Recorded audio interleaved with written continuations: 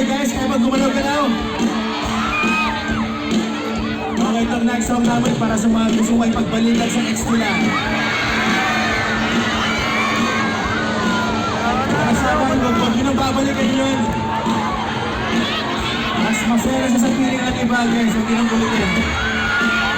Huwag nyo nang bago. Yes, lang yan.